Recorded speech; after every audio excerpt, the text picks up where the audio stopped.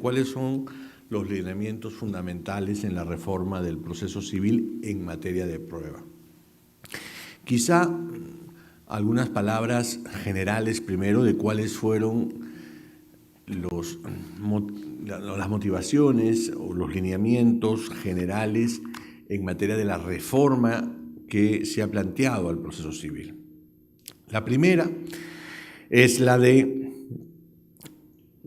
crear, diseñar un proceso que sea capaz de brindar una adecuada, oportuna y eficaz protección a todos los derechos.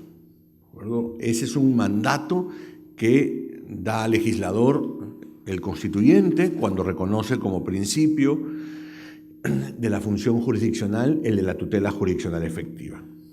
En segundo lugar, fue establecer un proceso flexible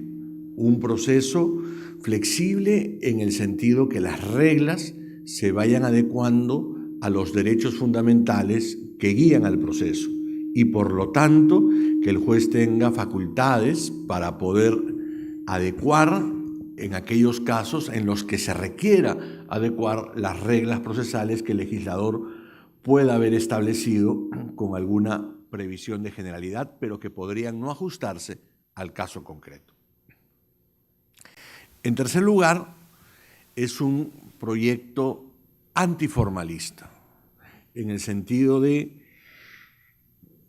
quitar las pocas formalidades que aún tenía el Código de 1993 y en esa línea establecer como principio general de la corrección de los defectos formales en el proceso, el de la subsanación sin suspensión en el trámite. Actualmente nosotros tenemos en el proceso civil un proceso en el que cualquier defecto formal impide la continuación del proceso, por más que la formalidad sea absolutamente intrascendente. Aquí de lo que se trata en la propuesta es de ir hacia adelante, es decir, que ningún defecto formal impida la continuación del proceso. Y finalmente, recogiendo lo que había sido la propuesta original en 1993, la idea es volver a un proceso por audiencias, corrigiendo los defectos que tuvo la propuesta de 1993 y dejando sin efecto las modificaciones al Código Procesal Civil, porque en materia procesal civil las modificaciones empeoraron al proceso que teníamos en vez de mejorarlo. Y la idea era más bien volver al esquema general que tuvimos en 1993. Con dos esquemas procedimentales en la fase de la tutela cognitiva, el proceso ordinario, ya no se propone que ya no se llame proceso de conocimiento, sino que se llame proceso ordinario, y el proceso sumario, en vez del proceso sumarísimo, con lo cual desaparece el abreviado. ¿De acuerdo? Esa es la propuesta, que tener dos modelos procesales flexibles en vez de tres inflexibles. Es un poco la lógica, o rígidos. Muy bien. ¿Cuáles son los lineamientos en materia de prueba? Ya he dado más o menos alcances generales. ¿Y cuáles son los lineamientos en materia de prueba? En primer lugar, el reconocimiento de la atipicidad en materia probatoria. Y esto, debo reconocer, no es una creación de la propuesta, sino esto ya estaba en el Código Procesal Civil de 1993, y lo que se hace, de alguna manera, es reforzar esta idea de atipicidad probatoria. Y claro, la lógica que está detrás es la siguiente. Si según la Constitución todos los derechos deben gozar de una adecuada, oportuna y eficaz protección jurisdiccional, eso quiere decir entonces que el proceso debe estar en capacidad de dar esa protección frente a cualquier situación de lesión o amenaza de cada uno de estos derechos. Por más que las situaciones de lesión o amenaza de los derechos vayan cambiando a lo largo del tiempo. En 25 años que tenemos vigente nuestro Código Procesal Civil han aparecido nuevos derechos, nuevos actores en el mercado, las transacciones se han multiplicado, se han complejizado, las transacciones hoy día se realizan a través de tecnología, cosas que no ocurrían, que no se producían en 1993 cuando se dio el Código. 1993 cuando se dio el Código, ¿qué iba a pensar uno en WhatsApp, en Facebook, etcétera, etcétera, etcétera? Felizmente, la atipicidad probatoria que ya preveía el Código de 1993 ha permitido que, a pesar de esos avances tecnológicos, de esa complejización de las relaciones sociales y económicas, se pueda incorporar medios probatorios que el legislador pudo no haber previsto en 1993. Esa idea de atipicidad de la prueba, esto es, se puede probar con cualquier medio válido, es lo que rige esta propuesta de modificación. En segundo lugar, otro de los lineamientos en materia probatoria que resulta ser, creo yo, una novedad en materia procesal civil es el de la flexibilización probatoria en específico. Es decir, yo he hablado de la flexibilidad procesal en general, pero esta flexibilidad procesal también tiene una incidencia en materia probatoria. Esto es, se flexibilizan las reglas probatorias a partir de dos fuentes o situaciones distintas. Una, flexibilización probatoria por parte del juez, y dos, flexibilización probatoria por parte de las partes del proceso. ¿Qué significa la flexibilización probatoria de parte del juez? El juez tiene las facultades para poder modificar algunas reglas de actuación probatoria en atención a las complejidades de la controversia que tiene que resolver. Es decir, se trata de que la actividad probatoria que se dé en el proceso esté en capacidad de brindar la mejor información posible para que el juez pueda sentenciar. Y el juez no puede ser preso de estas reglas inflexibles que hacen que situaciones o controversias complejas pudieran no encontrar una forma de prueba adecuada a la complejidad de la materia. Pensemos, por ejemplo, en una situación donde se está discutiendo una contaminación química. ¿Qué dice la ley actualmente? La ley actualmente señala que toda la actividad probatoria tiene que ser realizada en una sola audiencia con un orden preestablecido. Pero bien podría ocurrir que el juez considere que eso no es adecuado en ese momento, porque tendría que ser una sola audiencia que empiece el lunes a las 8 de la mañana y termine el viernes a las 4 de la tarde. La idea es que se realicen tantas audiencias como sean necesarias para que pueda desplegarse una actividad probatoria, que podría muy bien probarse por temas. Es decir, hoy día vamos a discutir la contaminación química en el río tal.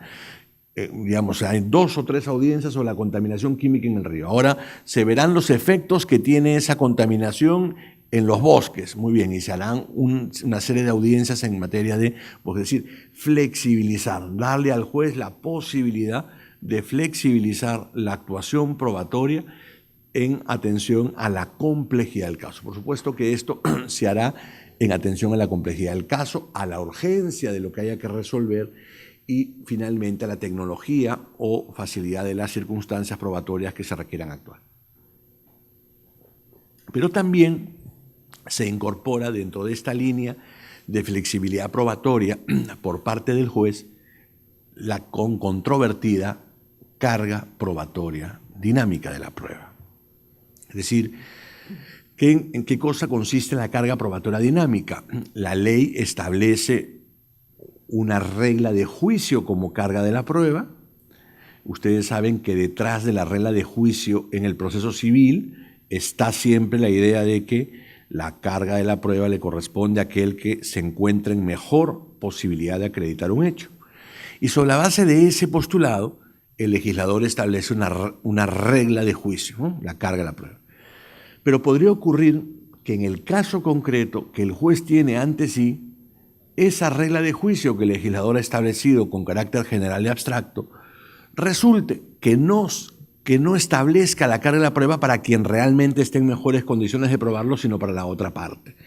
Y a fin de no exigir o establecer consecuencias negativas a aquel que no se encuentre en posibilidades de probar o a la que la prueba le resultaría excesivamente costosa o imposible, es que el juez podría en el caso concreto establecer el cambio de la regla de juicio. En eso consiste la carga probatoria dinámica y eso está establecido por el legislador.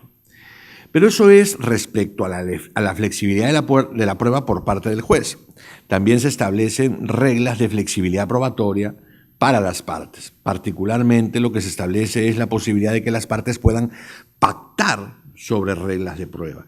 Y la ley o la propuesta de ley permite expresamente que las partes puedan pactar, por ejemplo, sobre la postulación, sobre el ofrecimiento de la prueba. Podrían muy bien las partes pactar que, si bien es verdad, en la propuesta se mantiene el principio de preclusión con los actos postulatorios del acto de ofrecimiento de prueba, las partes podrían pactar que el momento para el ofrecimiento de la prueba sea otro, en atención a la disponibilidad probatoria que las partes pudieran tener. Pero también sería perfectamente posible que las partes pacten sobre el cronograma de actuación probatoria o sobre las formas de actuación probatoria. En consecuencia, eso también está expresamente permitido por el juez, por la ley, por el proyecto de ley.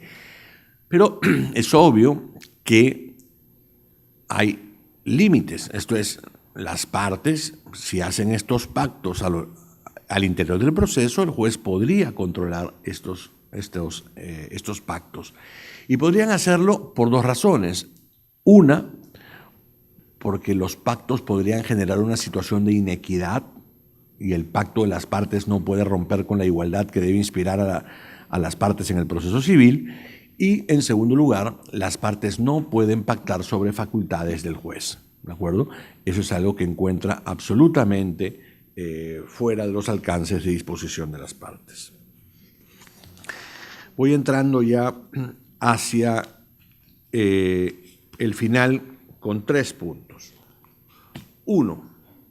En materia de admisibilidad de la prueba, se discutió muchísimo en la comisión si mantener esta distinción entre pertinencia y utilidad, los medios probatorios, o más bien establecer este criterio genérico de relevancia de la prueba para poder determinar la admisibilidad.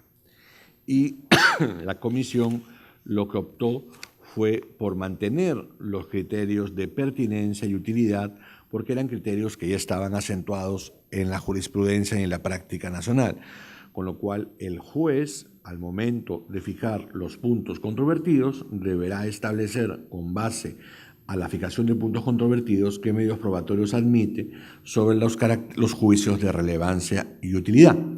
La única cosa que cambia quizá con la situación actual es que el juez, al igual que en la Ley Procesal del Trabajo, tiene que fijar también los hechos afirmados, no solo los controvertidos. Lo segundo, en materia de actuación de la prueba, hay un cambio sobre el modo como se actúa la declaración testimonial. Porque si bien es verdad, lo que se hace es ratificar la idea de un proceso por audiencias, lo que se ha querido es facilitar la actuación de la prueba testimonial. Y para eso se ha utilizado el modelo de las reglas IVA en materia de actuación probatoria, en la que la declaración de testigo es una declaración que tiene 2 fases, una fase escrita y una fase oral. En la fase escrita, el testigo bajo juramento responde unas preguntas y luego en la fase oral al testigo se le pregunta sobre esas preguntas que ha respondido, sobre las respuestas, que ha dado a esas preguntas. De alguna manera, la actuación probatoria lo que sirve es para corroborar la información que el testigo ya dio y no dejar a absoluta libertad del interrogatorio lo que el testigo pueda declarar. Es una combinación que, como digo, supone incorporar un modelo que se utiliza en el arbitraje, particularmente en aquellos arbitrajes donde se han pactado las reglas IVA. Y termino con las reglas de valoración. ¿cómo es eso de las reglas de valoración? Si en teoría no debería haber reglas de valoración. A ver, lo que establece la propuesta, por supuesto, es el sistema de sana crítica, ¿no? Pero, de alguna manera, si bien no establece qué valor probatorio darle a cada medio de prueba, sí le da al juez alguna guía de cómo trabajar, de cómo fundamentar con base a la prueba. Y esto particularmente está en la propuesta del artículo 122A. El artículo 122A es un artículo que habla sobre qué cosa debe contener sustancialmente la sentencia, es decir, cómo se debe justificar una sentencia. Y al momento de establecer una serie de parámetros de cómo debe justificarse una sentencia, lo que se hace es señalar algunas reglas de cómo justificar en materia de hechos y, por lo tanto, de cómo justificar con base a la prueba. Por ejemplo, se dice en la propuesta que el juez debe, en primer lugar, establecer cuál ha sido el valor que se le da a los medios probatorios individualmente considerados, para que luego pueda establecer una corroboración de la información que se tenga de cada medio probatorio y así hacer una valoración conjunta. Si el juez va a utilizar una regla de carga de la prueba, antes que el juez acuda a la carga de la prueba, el juez tiene que decir por qué razón considera que los hechos no están probados. Y esto tiene que ser un cambio radical a lo que tenemos hoy en día.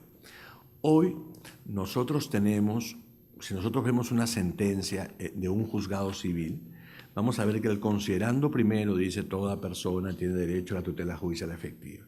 Y el considerando segundo dice la carga de la prueba le corresponde a quien... ¿Cómo es eso de que el juez, en el considerando segundo de su sentencia, ya está citando la carga de la prueba? Si la carga de la prueba es una regla de juicio subsidiaria a la que el juez acude solo en el caso en el que los hechos no han sido suficientemente probados. Con lo cual, lo ideal es que una sentencia sea resuelta con base a la convicción que le produce al juez los hechos, no sobre la base de las reglas de carga de la prueba.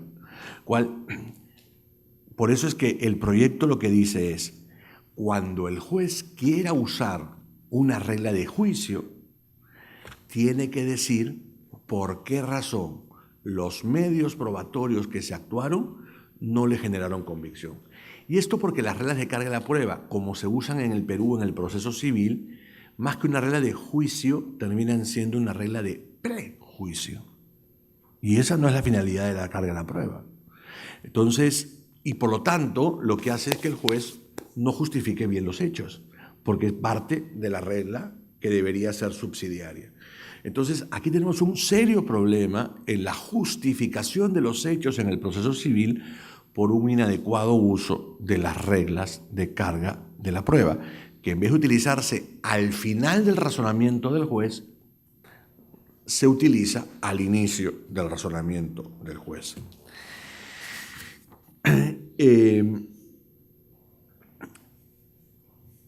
Y termino con la prueba de oficio. Un tema tan discutido en estos 25 años, el doctor Canelo no me dejará mentir, quizás el tema más discutido de todos, y entre la discusión de si se mantiene o no se mantiene, etcétera, lo que hace la propuesta es mantener la prueba de oficio, pero sobre la base de un principio que también está en el título preliminar de la propuesta.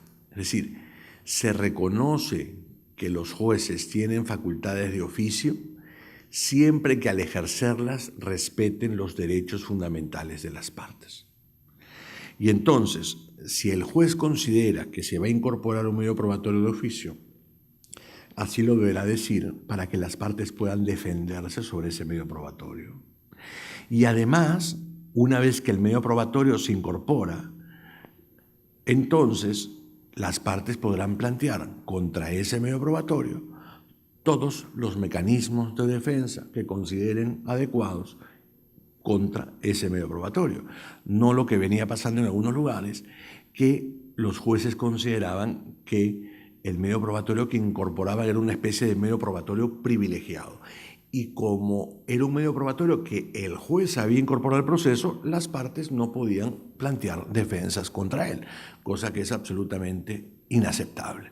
Entonces, lo que se hace es ratificar la idea de que el juez puede incorporar medios probatorios de oficio, pero en absoluto respeto de los derechos fundamentales de las partes, particularmente el derecho de defensa, sea de manera previa a la incorporación y de manera posterior cuando el medio probatorio ya ha sido incorporado. Esas son, a grandes rasgos, algunos lineamientos generales de la propuesta, que por supuesto están para sugerencias, discusiones de la comunidad académica, y quiero agradecer nuevamente por la invitación a este seminario. Muchas gracias. Bien, muchas gracias, profesor Priori. En particular, el tema que quiero abordar en torno a las cuestiones probatorias es especialmente el tema de las reformas de las reglas referidas a las pruebas de oficio. Por eso que he hecho algunas preguntas también al profesor Giovanni, aprovechando que está aquí, sobre algunos aspectos que me parece que pueden mejorarse, ¿no? Entonces, en torno a las pruebas de oficio, quiero tratar solamente 3 puntos, por la cuestión de tiempo también, y luego igual puedo ampliar cuando se hagan las preguntas del caso. Primero quiero dar una idea o noción de lo que podría entenderse como las pruebas de oficio. Es decir, en la propuesta de reforma y en el Código Procesal Civil vigente no proporciona una noción legal de qué se entiende por pruebas de oficio, y en la práctica jurisprudencial pues le han atribuido diversos significados que ha finalmente sido determinante para la praxis, para el ejercicio. Entonces, me parecería importante entender, ¿no?, primero, qué podemos comprender por esta potestad o estas pruebas de oficio. Entonces, eso es lo primero que voy a tratar. Segundo, trataré de comentar cuál es el propósito, cuál es la finalidad de esta potestad. ¿Por qué es que parece ser un lugar común que la mayoría de sistemas de justicia, no solo en el Perú, sino también en el derecho comparado, han adoptado esta posibilidad de que el juez pueda actuar o pueda también tener una posición activa respecto al tema probatorio, ¿no? ¿Cuál es el fundamento? Y tercero, hablaré de esta, que es muy notoria en la propuesta de reforma, esta idea de hacer al contradictorio más robusto, más fuerte, esta idea de un contradictorio previo en las pruebas de oficio, que tiene una consecuencia importante, y con ello voy a concluir, en el modo de comprender, un cambio cultural. Entonces, hablaré del significado, propósito y el papel del contradictorio en las pruebas de oficio, para dar una conclusión en torno a lo que podría considerarse como un cambio cultural en el modo de entender a los poderes probatorios ex oficio. Muy bien, en torno al concepto, al significado.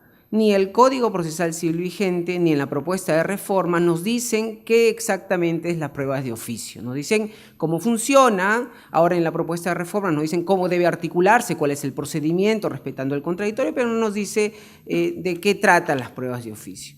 Y ustedes dirán, bueno, esto es un trabajo obviamente de la doctrina, ¿no? La teoría debe ofrecer algunas ideas o nociones sobre esto. Pero miren, un problema que tenemos en la doctrina es que muchas veces estamos apegados a lo que el legislador pueda proponer. Y en este tema de la noción o idea juega un papel importante la sumía o el subtítulo que el legislador del 93 y en el proyecto de reforma aún lo mantienen. Es la nomenclatura de pruebas de oficio, ¿no? Parece una terminología bastante ya arraigada, muy usual, ¿no?, en nuestra cultura jurídica. Sin embargo, aquí, que es un punto importante, que creo que es uno de los aspectos que ha generado bastantes distorsiones en el modo de comprender, ¿no? Cuando el legislador nos proporciona una sumía antes de leer los textos procesales, nos está diciendo más o menos de qué trata. Y entonces, esta sumía de pruebas de oficio se mantiene en el proyecto de reforma. Y esto es una crítica que yo propongo. ¿Por qué? Porque no contribuye a comprender qué es la prueba de oficio. Lo más próximo a entender por pruebas de oficio es aquella que pertenece al juez, ¿sí? La expresión de oficio indica pertenencia. Entonces, este nomen juris, que no ha variado en el proyecto de reforma, ¿sí?, puede generar, y de hecho en la práctica jurisdiccional induce error al intérprete y al aplicador, también a los operadores de justicia, a pensar que se trata de un poder único, exclusivo y excluyente del juez, en la que las partes no participarían, ¿no? Y es que parece hasta obvio, pruebas de oficio, ¿qué hacen las partes aquí? Es del juez. Craso error. Y que se mantiene desde la nomenclatura. ¿Qué podría entenderse entonces para superar esta idea que creo que no ayuda mucho a seguir llamando las pruebas de oficio? Una noción de la doctrina, pero una noción quizá en su real sentido de esta potestad. Es decir, se trata de una potestad o un poder del juez entre tantos poderes. De hecho, todos los sistemas de justicia, no solo el Código Procesal Civil, en el proyecto de reforma, en el Código Procesal vigente, reconocen o atribuyen al juez diversos tipos de poderes probatorios. La doctrina ha estado más preocupada en las pruebas de oficio o en las potestades probatorias ex oficio, pero ciertamente algo que debemos reconocer es que el legislador le ha dotado al juez, quizá, no sé, demasiados o pocos, a mi entender muchos, potestades probatorias al juez. Potestades que originalmente, naturalmente, si se quiere, le son atribuidas a las partes, obviamente, pero que también el legislador le ha proporcionado al juez. Sin embargo, la doctrina más ha estado preocupado en estas pruebas ex oficio. Noción, entonces, si esta es nuestra preocupación, pero aclárese bien, no es la única potestad probatoria del juez, lo tiene en la fase de admisión para determinar la pertinencia, es un poder del juez, lo tiene en la fase de actuación cuando se hacen preguntas aclaratorias, en fin, hay diversas potestades probatorias del juez. Esta prueba de oficio es una potestad probatoria que ciertamente tiene complicaciones, tiene grandes problemas, incluso de corte teórico, ideológico, sobre su conveniencia o no en el plano doctrinal, ciertamente, pero es una de las potestades, ¿ok? Si esto es así, entonces, ¿qué debemos entender por pruebas de oficio? Insisto que se trata de un poder probatorio del juez que tiene como propósito mejorar el material probatorio, es decir, incrementar los datos cognitivos e informaciones que puedan permitirle al juez mejorar o tomar una decisión correcta y, si se quiere, si se adopta esta opción ideológica del propósito del proceso, verdadera. Es decir, una reconstrucción correcta y verdadera de los hechos. Ese es el propósito, mejorar la disponibilidad del material probatorio y, por tanto, una preocupación en la decisión final, es decir, que esa decisión no sea el resultado simplemente o que no solo busque la resolución de la controversia, sino que tienda, se proyecte, esté orientada. No es que pueda alcanzarla, pero al menos la busca, que es la idea de la determinación de la verdad o de la reconstrucción correcta de los hechos en el proceso. Ese es el norte, ¿no? Entonces aquí una de las críticas que yo propongo y que creo que es importante considerarla, ¿no? El tema de la nomenclatura siempre es un problema, ¿no? Porque se van arraigando los nombres y luego es difícil de cambiar. Yo creo que no es sencillo, obedecen a diferentes factores, convenciones lingüísticas, práctica jurisdiccional, etcétera, etcétera. Sin embargo, aquí sí creo que es algo que sería bueno repensarlo. De hecho, yo lo denomino aquí una iniciativa probatoria del juez, no tanto unas pruebas de oficio, sino una iniciativa. ¿Y por qué? De este concepto que he dado se derivan algunas cosas. Primero, y esto se manifiesta en el proyecto de reforma, es decir, no es un poder único, exclusivo, excluyente del juez. El doctor Neira manifestaba cómo se articula en el proceso penal y esto es importante.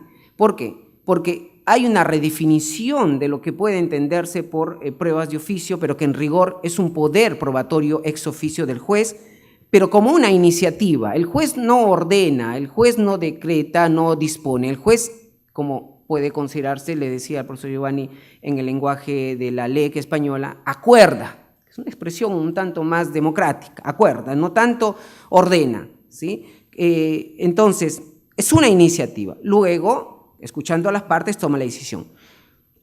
Y aquí también es importante una cosa que veo reflejada en el proyecto de reforma. En el Código Procesal Civil se plantea la idea de que el propósito, ya hablo el segundo tema que quería conversar con ustedes, es decir, cuál es el propósito a finalidad. En el Código Procesal Civil, tal como está, el propósito de esta potestad probatoria es para formar convicción, ¿sí? Este es el norte a la que apunta según las reglas del Código Procesal Civil vigente. En el proyecto de reforma se habla de probar los hechos controvertidos. Se cambia de propósito. Y esto no es solo un cambio de palabras, sino que subyace aquí, ¿sí?, una adopción en al menos dos concepciones de la prueba. La idea de lograr la convicción o formar convicción según la doctrina procesal contemporánea se adhiere a una concepción persuasiva de la prueba, ¿sí? Y la idea de la prueba de los hechos controvertidos se adhiere a una concepción más racional de la prueba. De esto, de lo que desde hace mucho tiempo nos viene hablando Jordi Ferrer, Michele Tarufo y desde, de hecho, mucho tiempo, incluso desde Bentham. Entonces, ¿qué es lo que puedo ver aquí en este proyecto de reforma en torno al propósito al norte? Hay un cambio aquí, y esto supone una adopción teórica. Aunque no sea muy evidente esto, estimados, detrás de las reglas legales subyacen, entre otras cosas, opciones ideológicas en el modo de entender el proceso, y en este caso en el modo de entender a la prueba. Y si el proyecto de reforma está girando en torno no la convicción, sino más bien la prueba de los hechos o probar los hechos controvertidos, hay una adopción en una concepción más bien racional de la prueba, un cambio de orientación. Una concepción persuasiva de la prueba supone, como bien lo ha indicado ahí el legislador en la actualidad, una idea de íntima convicción. Subyace aquí también una débil motivación sobre los hechos, un sistema de recursos también que dificulte el control. Más una concepción racional supone todo lo contrario, supone un uso o adopción al método de la corroboración y refutación de las hipótesis. Y este punto que acabo de mencionar se ve claramente plasmado en el proyecto de reforma cuando se ejerce este contradictorio. Decía y le preguntaba al profesor Giovanni de que pese que en el Código Procesal Civil vigente habla de necesidad de asegurar el contradictorio en la práctica jurisdiccional en materia de justicia civil al menos, esto no parece todavía estar claro. Está el contradictorio ahí, pero se entiende como un contradictorio diferido, no un contradictorio previo. Es decir, no es que escucha y luego resuelve, sino resuelve y luego le pone en conocimiento. Y en el peor de los casos, tal como lo tenemos previsto, incluso esa rescisión judicial, que si bien exige la regla que sea motivada, es inimpugnable. Y esto, como en varias ocasiones he mencionado, me parece poco menos que una broma. ¿Cuál es el sentido de exigir una motivación y luego blindar una resolución que no pueda ser controlada por las partes? Y esto, felizmente, en el proyecto de reforma también se ha eliminado. No hay esta regla que dice que esta resolución es inimpugnable, ¿no? Bueno, también se ha ido al otro extremo porque también no hay la regla que dice que esta decisión debe ser motivada. Pero claro, entendemos que sobre la motivación hay un mandato constitucional, no tiene que estar por todo el Código Procesal, basta entender que la Constitución tiene una vinculación o un efecto directo en todos los poderes públicos y entonces la motivación es un deber del juez, por tanto puede estar no reglada, es una exigencia constitucional. Entonces, el segundo punto en cuanto al propósito me parece muy interesante. Yo creo que se hace bien en orientar a este poder probatorio, no tanto al tema de la convicción. Estimados, en la práctica jurisdiccional, y aquí siempre hay que hacer este contraste, no solamente se trata de establecer reglas, sino también mirar qué es lo que está pasando en la práctica jurisdiccional.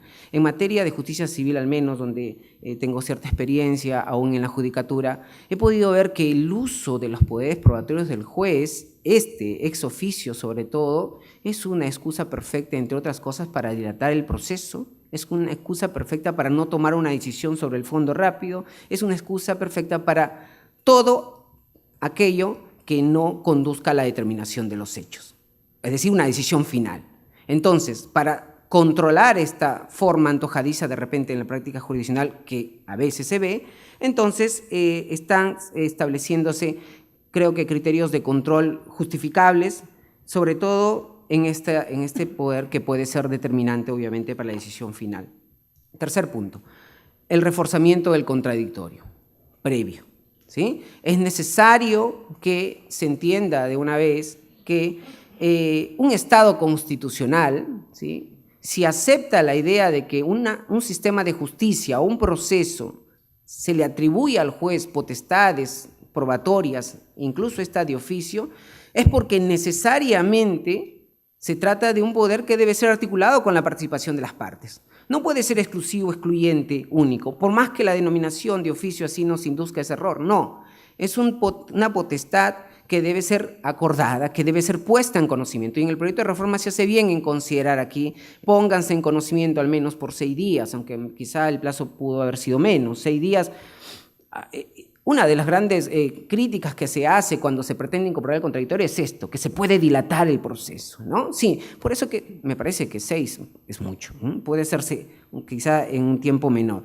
Ahora, aquí también es necesario considerar esta orientación que creo que permite comprender mejor las potestades probatorias en general, pero las potestades probatorias ex oficio en particular. Es decir, una concepción el uso de los métodos de la epistemología para comprender esta potestad. El propósito de esta potestad probatoria es la determinación correcta de los hechos en el caso concreto. Y esto no es solo una función del proceso, sino es una función del derecho mismo. Lo que está en juego acá es la legitimación del derecho. No es un problema del proceso específicamente, es un problema del derecho, de la función que cumple el derecho en una sociedad. Si el juez determina en un caso concreto, páguese o indemnícese o restitúyase en un proceso de pago de dinero, de indemnización o de reivindicación, el juez debe tener la claridad que el hecho condicionante, que la hipótesis fáctica general deba cumplirse.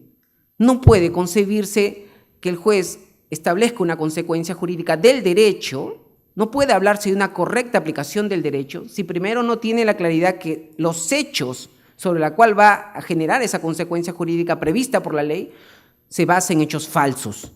Es necesario que ese hecho condicionante que está previsto en todas las reglas legales se determinen de manera correcta, ¿sí? Una reconstrucción verdadera. Solo así creo que se podrá cumplir el propósito del derecho mismo como mecanismo orientador de conductas y legitimaría esta situación. Finalmente, miren, el proyecto de reforma, pero también creo que el Código Procesal Civil tal como está generando un cambio cultural en el modo de comprender a los poderes del juez.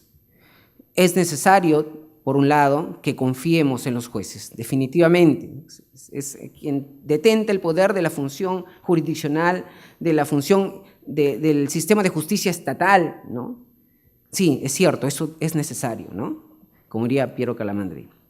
Y Michele Tarufo viene diciendo también en varias ocasiones. Pero por otro lado, y en la misma proporción, es necesario que se establezcan mecanismos de control. El problema del poder, como siempre lo repito, no es en sí mismo. El problema del poder es el problema de sus límites, ¿sí? El problema del poder del juez también son los mecanismos de control. Y creo que aquí en el proyecto de reforma también debe pensarse en establecer claros criterios de control, porque si se dan cuenta no he mencionado los diversos problemas que en la doctrina y en la legislación siempre se le acusa a las potestades probatorias del juez. Afectación a la imparcialidad, afectación a la carga de la prueba, ¿no? Afectación al principio dispositivo. Una serie de categorías que siempre que uno estudia esto, siempre que uno revisa esto en el plano teórico, pero en la práctica también, siempre están ahí como barreras para su uso o no. Si es que establecemos complementos epistémicos, mecanismos de control, como quiera llamarse, creo que se va a permitir que este poder, ¿sí?, sea cada vez más democrático. En conclusión, debe orientarse en el proyecto de reforma, pero también en nuestra comprensión, un cambio cultural en el modo de entender a esta potestad, sin tenerle miedo, pero también sin llevar al punto de que esto sea una excusa para la arbitrariedad. Y por tanto, creo que este proyecto de reforma abona en la mejoría, pero siempre se puede hacer más en aras de una racionalidad de las pruebas de oficio. Muchas gracias. Primero, empezar señalando y refiriéndome a cuál es la razón por la cual las personas naturales o las personas jurídicas, las empresas, recurren al Poder Judicial en materia civil. Y recurren porque están en una situación en la cual tienen una controversia jurídica. O no existe una controversia, sino que simplemente existe una inejecución por parte de su contraparte y necesitan que el Poder Judicial ordene que se cumpla lo que corresponde. Entonces, veamos que la justicia o la impartición de justicia por parte del Poder Judicial está para dar satisfacción y respuesta a través del órgano estatal, Poder Judicial, a los requerimientos que nos hacen las partes. ¿Por qué hago esa reflexión? Porque no debemos de perder de vista que el proceso no satisface al proceso mismo. El proceso no está para beneficio del proceso. El proceso está para el beneficio de las partes y para que éstas logren la satisfacción de sus controversias. Entonces, de la revisión de la parte pertinente del proyecto de reforma en lo que concierne a la actividad probatoria, se pueden ver significativas reformas en cuanto a el Código Procesal actual. Una de ellas, por ejemplo, es respecto a la posibilidad de que se incorpore una institución novísima para nuestro sistema, y es lo que ya se da en llamar en la doctrina comparada, sobre todo en la doctrina brasilera, como las convenciones procesales. Y esto lo recoge el proyecto en el artículo 189. Si bien es cierto, se mantiene el concepto y principio de preclusión procesal, que significa que las partes deben de proponer los medios probatorios en los actos postulatorios, y ese es un principio básico que debe de cumplirse, pero también permite, y ahí viene la incorporación, la posibilidad de que las partes acuerden antes del proceso o durante el proceso la posibilidad de proponer algunos medios probatorios con posterioridad. Ahora bien, tampoco esa posibilidad se remite al infinito y no tiene un momento determinado hasta cuándo es posible presentarse. Se puede presentar hasta antes del saneamiento procesal, hasta antes de que el juez haya actuado la admisión de los medios probatorios. Tampoco no es ilimitada. Y esta posibilidad de convención en el tiempo es hasta esos hitos que acabo de mencionar, y también también incluye otros aspectos, como por ejemplo que las partes pueden pactar señalar que los medios probatorios se actúen de manera distinta a lo que establece el orden en el Código Procesal Civil.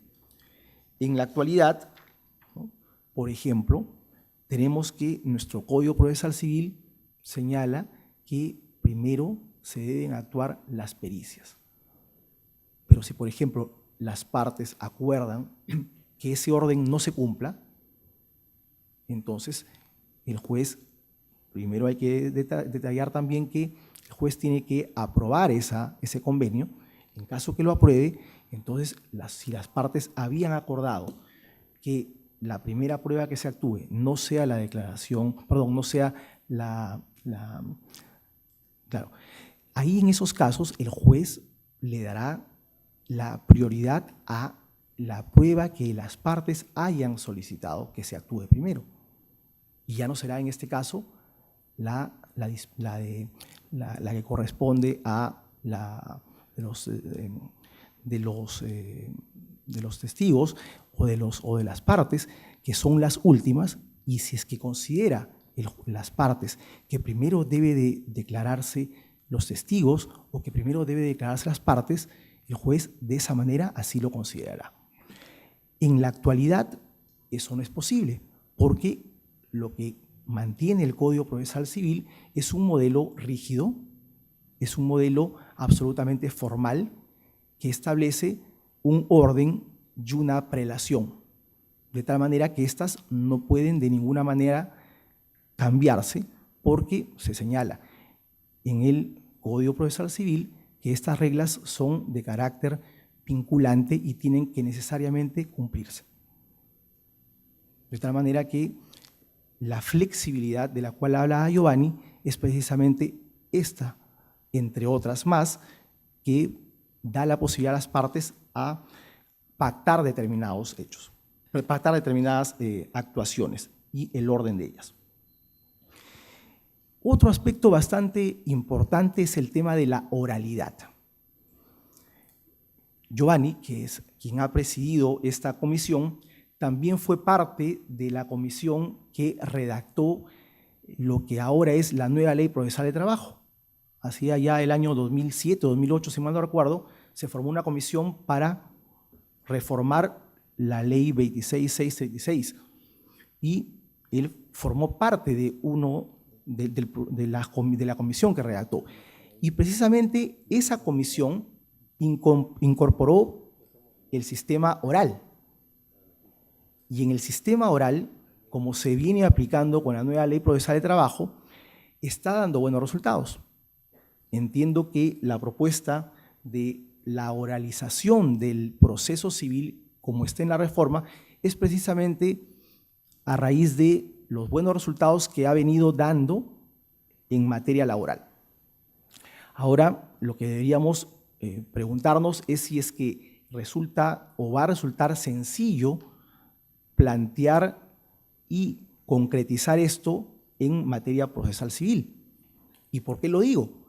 Porque a diferencia de un proceso como actualmente lo tenemos, con la oralidad no solamente es exponer las ideas de manera oral y no solamente en el papel, y que las audiencias en algunos casos sean meros actos formales, sino que lo que corresponde es dotar de una infraestructura y que haya una logística que responda a ello.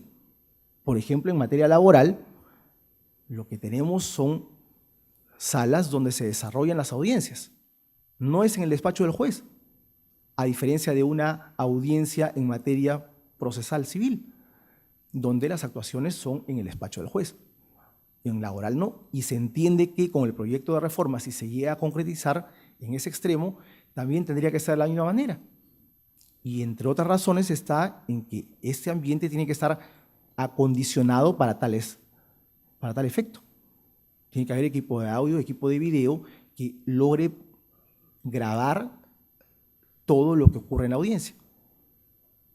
Porque el soporte ya dejará de ser el papel de las actas y pasará a ser el soporte magnético como ocurre ahora en materia procesal laboral.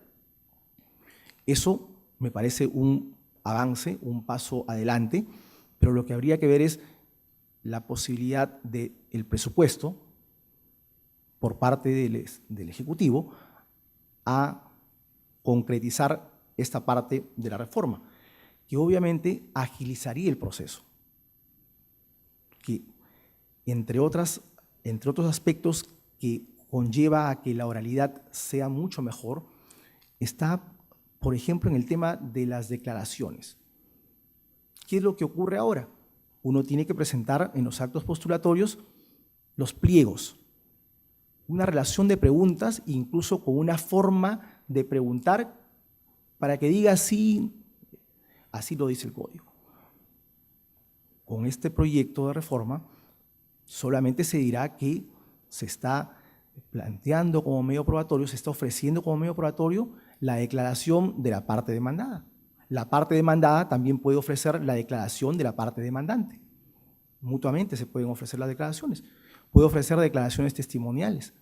Puede señalar cuál es la razón por qué es que va a ofrecer ese medio probatorio.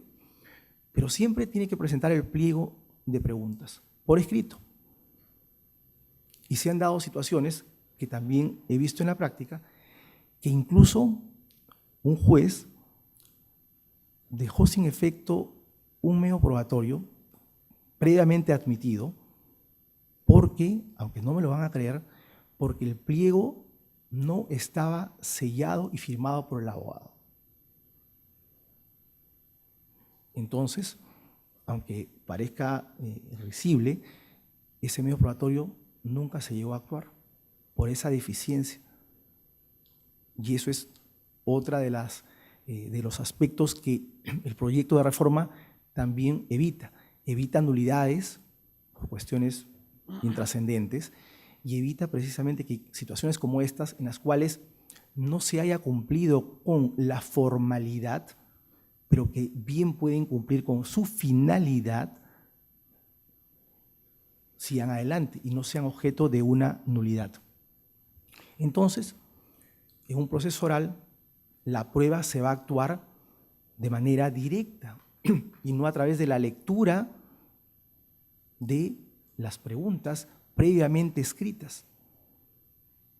Y cuando digo previamente es porque eso se ha realizado en los actos postulatorios, en el momento de la demanda, en el momento de la contestación, en el momento de la reconvención, si es que hay reconvención. Pero en el proyecto lo que se plantea es la posibilidad de que se haga el ofrecimiento en el momento de la postulación, pero de manera oral serán las preguntas, sin mayores límites que no sea la pertinencia al caso concreto. Otro aspecto que me parece sumamente importante, y con eso no quiero decir que no todos los temas en materia procesal sean importantes, y sobre todo en materia probatoria, porque hago este paréntesis, porque si nos damos cuenta de algo elemental, es que la finalidad del proceso, como lo dije en un inicio, es satisfacer el requerimiento de tutela jurisdiccional de las partes. Eso es lo primero y lo fundamental. ¿Y cómo se llega a esa satisfacción? A través de la sentencia. Y la sentencia, ¿luego de qué se puede obtener? Luego de analizado, luego de actuado y discutido todo el tema probatorio. Así que la prueba es un elemento fundamental en el proceso. Todo lo demás es también importante, medios impugnatorios, las medidas cautelares, pero el tema probatorio es un elemento importantísimo. Tan importante, señores, que el derecho a probar forma parte de la tutela jurisdiccional efectiva. Es decir, el derecho a probar es un derecho constitucional, es un derecho fundamental y que como tal tiene que ser debidamente resguardado, porque si no es resguardado, de nada servirá que se haya tenido el acceso a la justicia al presentar una demanda.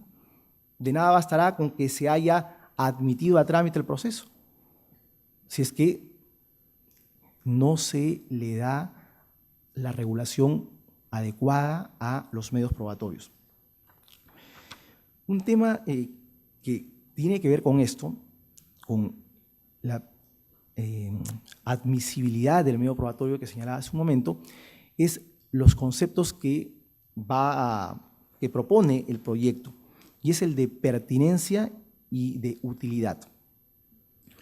El proyecto, incluso según comentarios de algunos miembros de la comisión, también incluyó en los debates la posibilidad de esos dos términos tenerlos dentro de los conceptos, pero basarlos en el término relevancia.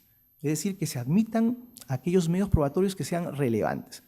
Pero los miembros de la comisión consideraron que el término no es un término jurídico y que no tiene un uso en nuestro medio, que no ni siquiera es parte de los términos que se utilizan en doctrina, de tal manera que decidieron dejar solamente el término pertinencia y utilidad.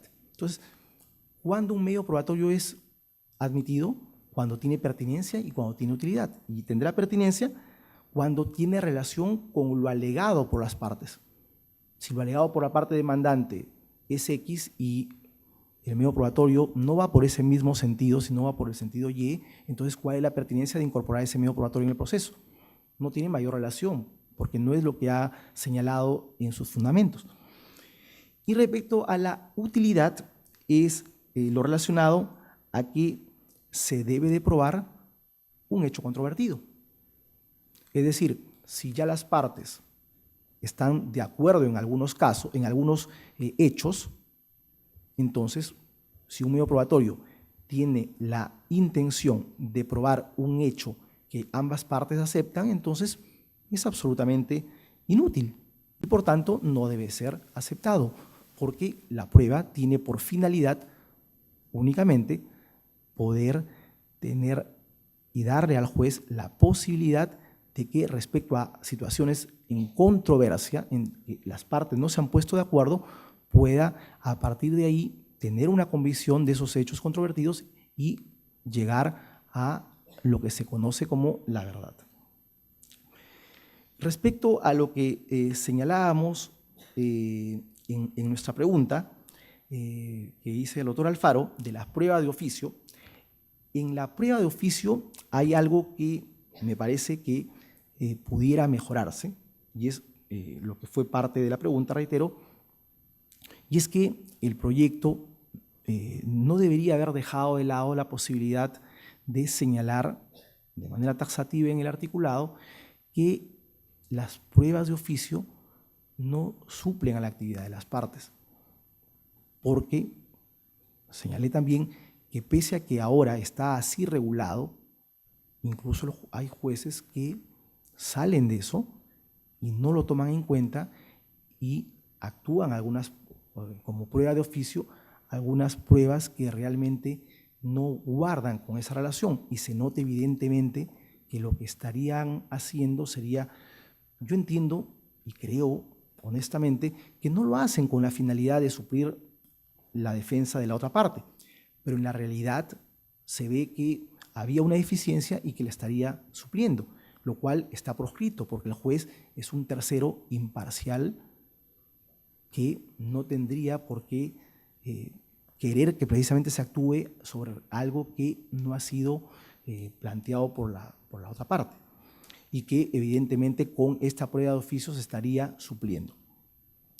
De tal manera que ese es una de las aristas del tema probatorio que me parece delicada y que una mala utilización no sería lo más sano para la tutela jurisdiccional de las partes, porque debemos entender que planteado los actos postulatorios de la parte demandante y de la parte demandada, ya debería de cerrarse el tema probatorio y únicamente podría ser objeto de una prueba de oficio algo que el juez considere necesario para que él pueda arribar a una decisión final porque le ha causado, en este caso, no le ha causado la convicción del caso.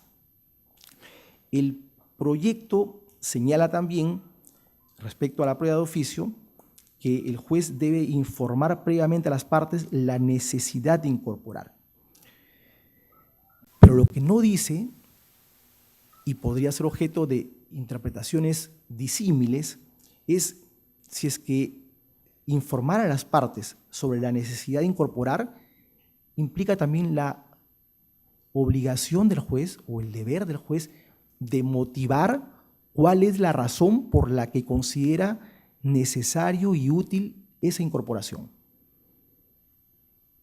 Si bien es cierto, nuestra Constitución y la Ley Orgánica del Poder Judicial señala que todas las resoluciones deben ser objeto de motivación, excepto los decretos, pero no queda claro si es que en la resolución que se informa a las partes de la necesidad de una actuación probatoria de oficio y que le da el plazo, le concede el plazo para que éstas ejerciten su derecho de defensa y puedan argumentar si es que les parece conveniente o no, y en su caso incluso presentar ese medio probatorio, pero lo que no dice es si es que esta tiene que ser debidamente motivada, si es que el juez debe sustentar cuál es la razón, o si es que única y exclusivamente, de manera muy escueta, dice la resolución que las pruebas actuadas hasta este momento no me causan convicción y en tal sentido considero necesaria la actuación de tal medio probatorio.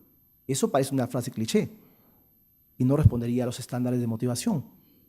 Entonces, creo que también un aspecto que podría incluirse en esta propuesta del artículo respecto a las pruebas de oficio es la posibilidad de que el juez motive el tema de la prueba de oficio, porque es que a él no le causa convicción y considera que con esa prueba sí le va a causar convicción. Y bueno, para ir terminando, porque el tiempo ya me va a terminar, debo de concluir que en los casos de la valoración de la prueba, también hay una modificación sustancial. Y es que actualmente, con el código vigente, el juez tiene el criterio de justicia al haber aplicado el Código Procesal Civil de emitir su sentencia basándose en su íntima convicción y su sana crítica. Sin embargo, la propuesta de reforma señala que eso ya no sería así, si es que ésta se llega a aprobar, sino que el juez en su sentencia tendría que justificar su decisión sobre estándares probatorios que deben estar explicitados en la propia sentencia. De tal manera, lo que propone el proyecto es, en todo caso, evitar la posibilidad de sentencias con defectos de motivación en las cuales el criterio haya sido sustancialmente la íntima convicción, pero que no haya agotado la posibilidad de un estándar probatorio adecuado. Bueno, quedo a disposición del auditorio o de los señores ponentes que nos acompañan respecto a algunas preguntas que estimen convenientes. Muchas gracias. No sé si, gracias a usted, profesor Yosapi Vera Vázquez. Los principios procesales son los mismos. El proceso empieza con una teoría general del proceso. Acción, jurisdicción, proceso es lo mismo para civil y para penal. Y por eso que en muchos países los procesalistas hacen procesal civil y procesal penal a la vez. Nuestro país es un poco la excepción y son muy pocos los que conocen un poquito del proceso civil y del proceso penal. Yo trabajo en procesal civil, pero también un poquito me aficiono por el tema penal, no he dejado nunca de litigar en materia penal. El proceso, creo yo, tiene dos vertientes, una democrática y una no democrática. La vertiente democrática se afianza en Grecia y en Roma, en estados organizados. La justicia griega era democrática. Recuerden ustedes la sentencia a Sócrates. Son más o menos 3.000 ciudadanos que saben leer y escribir y que tienen propiedad que van a votar al proceso. Y no solamente es el único, son varios. La historia nos dice cómo fueron esos procesos. Y los jueces en Roma, en un momento determinado, no estaban organizados como hoy, que esto es producto de la división de poderes. No, en aquel momento estaban ahí en el foro, en el mercado, y por sorteo los ciudadanos destacados eran nombrados jueces en ese momento. Es decir, había una justicia relativamente democrática, libertaria, abierta. No faltó, por cierto, en la humanidad aquellos procesos sumarios, aquellos procesos dictatoriales, estas ordalías, estos juicios de Dios. Y resulta que tenemos un proceso llamado inquisitivo por algo, porque era el proceso preferido de la Inquisición, y la Inquisición justamente no era razonable, y la Inquisición tenía como fundamento la búsqueda de la verdad, ojo. ¿Y por qué querían la verdad? Porque no es que el monje sea malo, el cura Torquemada no era un criminal nato, no, lo que él quería es salvar a esa pobre alma. Se le había metido el diablo y había hecho cualquier cosa, una blasfemia. Entonces, con la tortura y la confesión, que era la madre de todas las pruebas, Código de 1912, la confesión es prueba plena contra quien la presta, ya ven de dónde viene. Entonces, con la tortura y la confesión lo ayudábamos a decir la verdad y eso lo salvaba porque ella no iba al infierno sino al cielo. Y es que la verdad que encontraban era la verdad que el cura quería, dicho sea de paso. Vean ustedes una linda película que está ahora en Netflix que se llama El nombre de la rosa, basada en la novela de Humberto Eco. Se produce un fenómeno y justamente hay un proceso ahí y se resuelve y se establece la verdad de que el fulano había invocado al diablo y la prueba fundamental desde que había un gato por ahí está pues el gato, diablo, era lo mismo, condenado, establecieron la verdad. Y entonces ahora me pregunto, ¿para qué sirve la prueba? Desde siempre y de modo muy romántico nos han dicho que la prueba sirve para buscar la verdad de los hechos controvertidos. Justicia y verdad van de la mano. Y así hemos vivido emocionados. Yo quiero ser abogado porque quiero buscar la verdad, porque quiero hacer justicia, y si es juez, mejor. Pero yo quiero que rompamos paradigmas. Tratemos de poner la mente un poquito en blanco y repensar todo esto, porque esto de la justicia y la verdad sí está muy vinculado a lo inquisitivo. Pero veamos el panorama un poquito más allá de lo que vemos normalmente y tradicionalmente. Las constituciones, a partir de 1215, fueron libertarias, democráticas y garantistas. ¿Cierto? Y paradójicamente, en nuestros países, en Latinoamérica, luego de la independencia de los Estados Unidos, todos nos volvimos republicanos. La independencia nos hizo republicanos, es decir, constitucionalmente garantistas, constitucionalmente libertarios y democráticos, republicanos.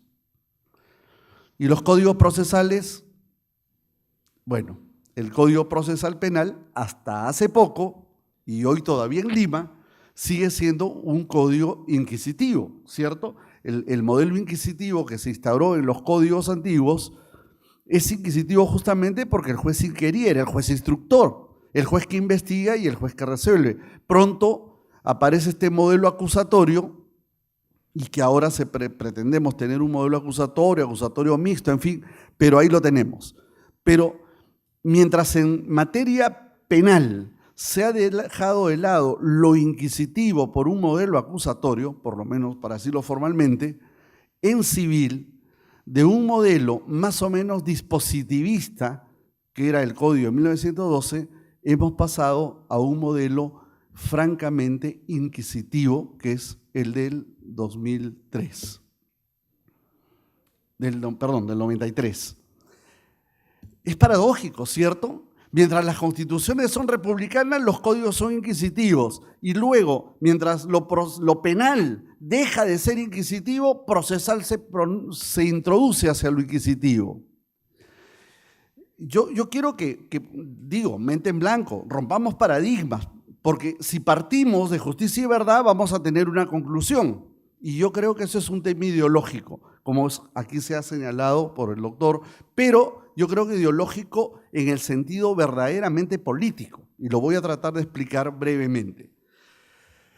La prueba entonces sirve desde esa perspectiva romántica y inquisidora para encontrar la verdad. Y me han dicho que la verdad es la correspondencia entre lo que vemos, entre lo que conocemos y la realidad.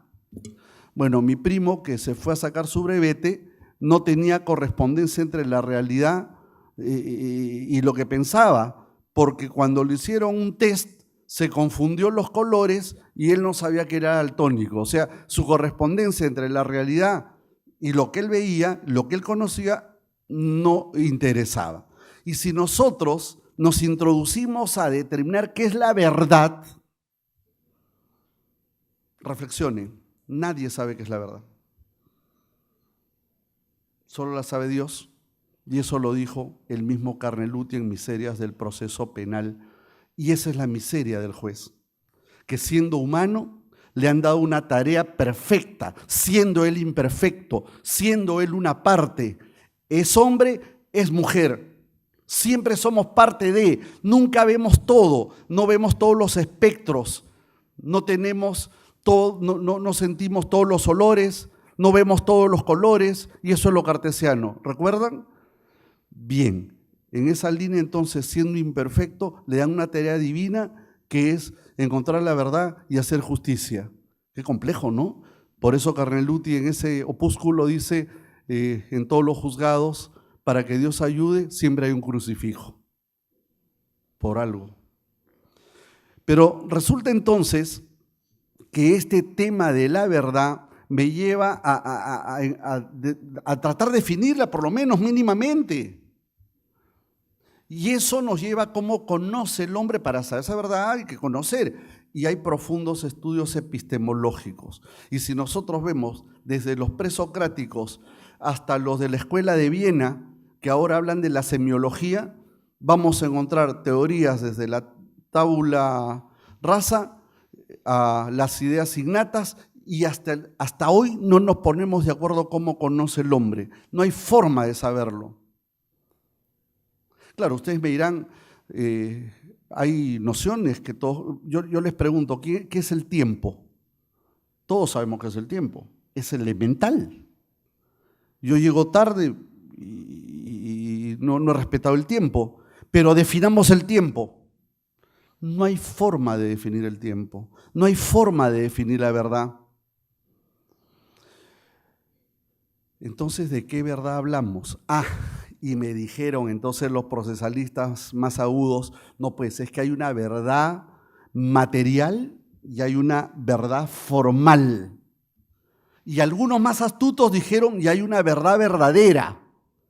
Bueno, pero para empezar, yo quiero seriamente hablar de la prueba, y si me dicen que la prueba es la búsqueda de la verdad, el juez es el historiador de la verdad, pero en base al hecho contra… Qué bonito, sí, pero dígame qué es la verdad. Y no se sabe qué es la verdad. Y entonces hemos inventado categorías de verdad.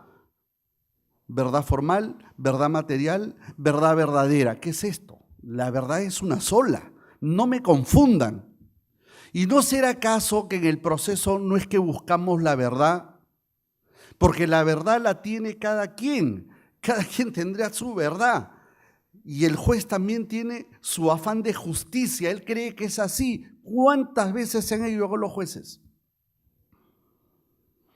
Yo creo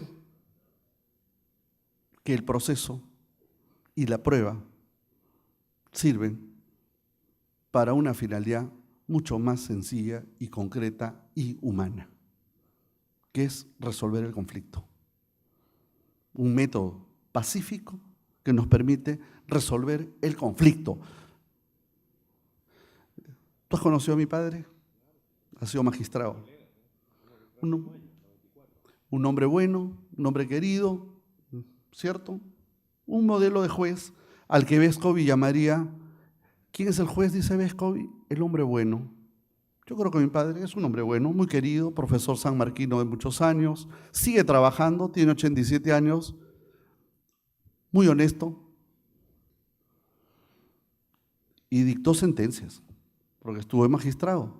Y estoy seguro que algunas de sus sentencias están equivocadas, porque él se equivoca, y yo me equivoco, y ustedes se equivocan, porque es parte de nuestro ser. No tenemos la verdad. Entonces, si partimos que aquí, porque todos hemos hablado de la verdad y el objetivo máximo es la verdad, bueno, entonces estamos perdidos porque no sabemos cuál es ese objetivo, nadie lo va a encontrar. Y por eso les decía hace unos momentos que tiene que ver la verdad en la mayoría de los procesos que hay en un juzgado civil de Lima, si la mayoría son ejecutivos. ¿Qué tiene que ver la verdad con la transacción, allanamiento, conciliación? ¿Qué tiene que ver la verdad con el abandono de la instancia? ¿Qué tiene la verdad con las presunciones? ¿Se dan cuenta? ¿Realmente estamos buscando la verdad?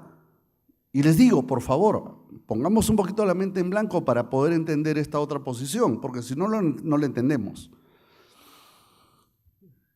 Yo creo que de esa perspectiva, entonces, este modelo inquisitivo que busca la verdad y es el que tiene que ver justamente con quien prueba, porque normalmente quien prueba es la parte en lo que le corresponda y excepcionalmente se dice el juez a través de las pruebas de oficio, minimizadas o no minimizadas, con audiencia o sin audiencia, siempre el juez puede imponer pruebas. Y cada vez que he impuesto pruebas y cada vez que yo observo en la vida profesional, en los grados, estoy revisando cómo cambió la decisión a partir de una introducción de una prueba de oficio.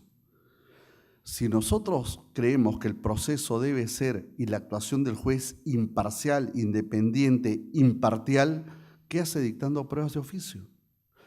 En los procesos, en el common law, el juez no hace uso de pruebas de oficio. El juez solo conduce el proceso, pero tiene el rol estelar, el rol fundamental, es la estrella del proceso que hace sentencia. Y en la sentencia da rienda suelta a esa actividad volutiva, pensante, juicio. Por eso los antiguos, a este elemento central de la sentencia que es el juicio, le dieron nombre a todo el proceso. Los españoles hablaban de juicio, justamente por esa razón. Y entonces, si el juez actúa pruebas, por más que me digan que está buscando la verdad, su verdad, yo creo que está invadiendo constitucionalmente este principio de la independencia, de la imparcialidad de la cual debe estar dotado. Pero vamos más. En base justamente a esa intervención, que el doctor la ha descrito bien porque, claro, nos ha dicho que hay un poder probatorio del juez que no se limita al tema de la prueba de oficio, sino, por ejemplo, a rechazar las pruebas impertinentes, inútiles, inadmisibles, o a calificar las actuaciones, etcétera. Muy bien, pero ofrecer, eso ya le corresponde a la parte. Ahí no estoy de acuerdo. Esto nos ha llevado al desarrollo de una nueva posibilidad en materia probatoria y que lamento el Código la ha recogido. Esto se origina en Argentina por el quehacer judicial. Lo toma muy bien Peirano y algunos profesores de la Escuela de La Plata y dicen, qué bonito, me encanta. Se llama la prueba dinámica. Es decir, en otras palabras, invertamos la carga de la prueba, como pasa con las presunciones, ¿no? Las presunciones normalmente invierten la carga de la prueba. O sea, yo no tengo que probar que actué de buena fe. Tú tendrías que probar que yo compré de mala fe. Yo compré en base al registro, artículo 1214, tú pruebas lo contrario, porque la presunción, yo ya no tengo nada que probar. Quien alega un hecho debe probar. Yo pruebo el antecedente del 1214 y gozo de la buena fe. Tú tendrás que probar mi mala fe. Pero acá me dicen lo mismo. Claro, en determinadas circunstancias, ahora hay un desarrollo mayor de procesos de intereses difusos, etcétera, y ahí claro, perfecto. Y me dicen, vamos a invertir la carga de la prueba a través de la prueba dinámica. Es decir, el juez valorará en qué circunstancias tú debes probar o tú debes probar. Y como tú eres pobre y no tienes cómo probar, tú eres rico y entonces ordeno que pruebes tú. Tú eres un campesino y claro, tú has sido contaminado con mercurio, no estás en capacidad de probar, que tú tienes que probar al revés, que no contaminaste. Y entonces ustedes miran, pero doctor, eso es bueno porque lo que está haciendo el juez es una elevada justicia social. Y me parece bien, el juez revolucionario, el juez del cambio, el juez hombre bueno, el juez que va a cambiar la sociedad, qué bueno. Y nosotros tenemos un lindo artículo en el título preliminar, el 6º, que dice principio de socialización. El juez debe velar que las diferencias de orden social, económico, cultural no afecten el desarrollo del proceso. ¿Qué me están diciendo, doctor? ¿Que me tengo que poner al lado del pobre en contra del rico? ¿Al lado del desvalido en contra del más fuerte? ¿Eso es correcto? ¿Esa es la función del juez? ¿Ponerse del lado de...? A ver, mejor expliquemos las cosas como son. División de poderes. El juez juzga, ejerce jurisdicción y está limitado por la competencia, ¿cierto? Eso es su función. Pero al juez no le han dicho que es revolucionario, que el juez debe ser un agente de transformación social, porque en esas circunstancias mejor dejo la judicatura y me lanzo como candidato a un partido político para transformar el país y superar los grandes males y desigualdades. O sea, lo que me están diciendo es, fíjense que hay un tema ideológico, yo estoy de acuerdo que hay un tema ideológico, pero mire que yo tengo otra perspectiva. Yo sí creo que estamos en un estado neoliberal donde en estos momentos lo que ocurre en salud es que el servicio público es deficientemente grave. Un hospital no tiene nada, colas. La gente opta por la atención privada. La educación pública es un desastre. La gente opta por la educación privada, tanto a nivel escolar como superior. Y la justicia, ahora nos venden la idea de que la justicia privada es mejor, porque claro, vamos al arbitraje porque el Poder Judicial es complicado. Y claro, ¿cómo no va a ser complicado si es un Estado que no mira al Poder Judicial? No le interesa el Poder Judicial, es que no le interesa ni la salud, no le interesa ni la educación y tampoco le interesa la justicia. Y en esas circunstancias, para paliar esto, le dicen, juez, tú tienes que solucionar los problemas sociales. Tú eres juez, socialización del proceso. Tienes que velar que las desigualdades no afecten el proceso. Un momento, pero yo soy juez, no soy revolucionario, no soy político, no soy ideólogo. En Chile, el profesor Alex Caroca, ¿recuerdas?, que vino al Perú varias veces, estudió en Barcelona y de ahí llega a Chile y lo nombran una especie de ministro de la defensa oficiosa. Y entonces el Estado chileno, cuando encuentra alguna causa importante, donde por ejemplo hay un campesino que está siendo afectado por una gran transnacional, el Estado se preocupa de igualar las armas y le dota de los mejores abogados a ese campesino, porque al Estado le interesa que haya una situación de igualdad. Entonces, la labor de equilibrio en la defensa no la tiene que hacer el juez, porque si la hace el juez va a desvirtuar su función, porque se es juez o se es parte. No se puede ser juez amigo de la parte o solucionador de problemas de la parte. El juez tiene una función estrictamente imparcial. Entonces, si vemos el proceso desde esa perspectiva, no correspondería hacer esta carga dinámica e invertir la carga de la prueba, y menos correspondería las pruebas de oficio. Yo estoy convencido que si miramos las cosas desde otra óptica, nosotros podríamos resolver grandes problemas a los cuales nos estamos metiendo por copiar